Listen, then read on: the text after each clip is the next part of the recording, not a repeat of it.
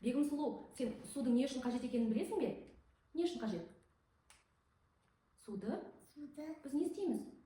Суды біз ішеміз, я, шөліміз қандыру үшін. Суда қандай заттардың батып, қай заттардың суда батпайтынын білгің келеді ме, Бегімош? Ендеше бірге екеуміз тәжірибе жасап көрейік. Бұл жерде не бар? Қалай ойлайсың? Ұстап көр. Бұл тұз. Бұл жерде қант бар. Қант қандай? Тәтті, я. Бұл жерде не бар? Крахмал. Қайталаймыз. Саз. Міне саз. Қаттырақ айта ғой. Тас. Мынау не? Топырақ.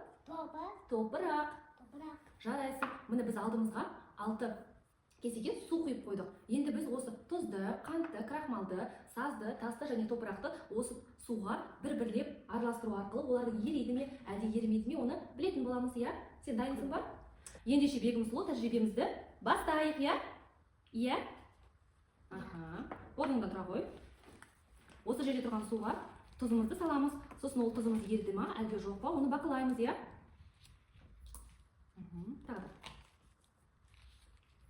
Араластырамыз. Жақсылап. Қасалды бере ғой. Енді стақанды көтеріп көр. Біздің суымыздың түсі өзгерді ма? Жоқ. Өзгерген жоқ. Кішкене ғана ол бұлыңғыр болып тұр, я? А біздің қантымыз еріп жатыр ма? Я, қантымыз еріп жатыр. Тек астында ғана кішкене қалқыпты, я? Оны толығымен ерігенше біз мұнда қойып қоямыз. Енді бізде не мынау? Қант. Енді қантты сала қойшы. Қант суда ериді ма, әлде ерімейтін зат па, көрейікші.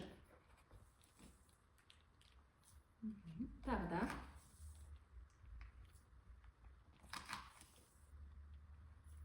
Араластырамыз енді.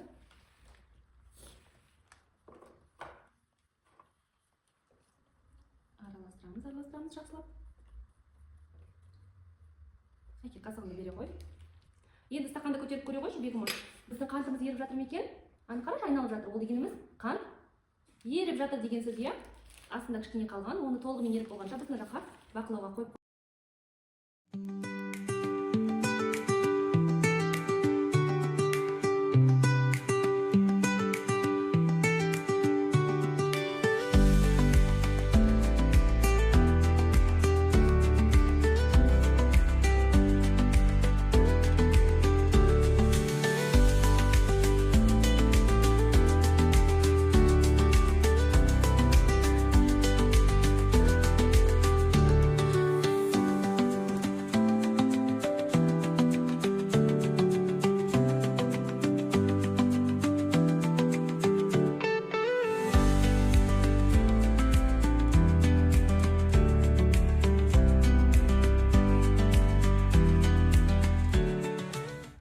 Арада 5 минут уақыт өтті. Біздің тәжірибеміз аяқталып қалды. Енді біз тәжірибеден бақылаған заттарымызды көрейікші. Бұл жерде бізде не бар еді, Бегімош?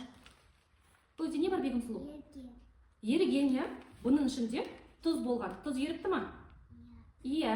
Қаттырақ сөйлейміз, тұз еріген бе? Иә. Судың түсі өзгерген ба? Жоқ. Судың түсі сондай мөлдір түрінде тұр, я? Бұл жерде бізде қант болған. Қант еріпті ма? Қант еріген, судың түсі өзгерген ба?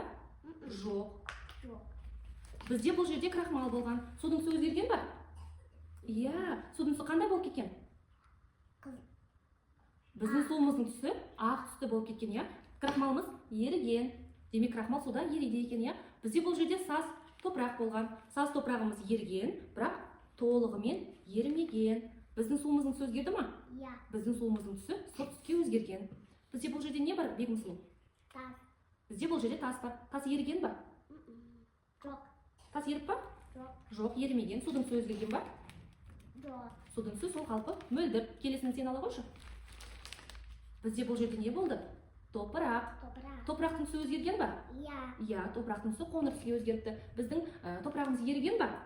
Иә, еріген.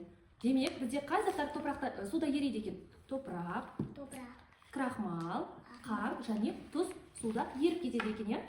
Топырақ пен саз және крахмал судың түсін өзгертеді екен. Тас, қант және тұз судың түсін не істейді? Өзгертпейді.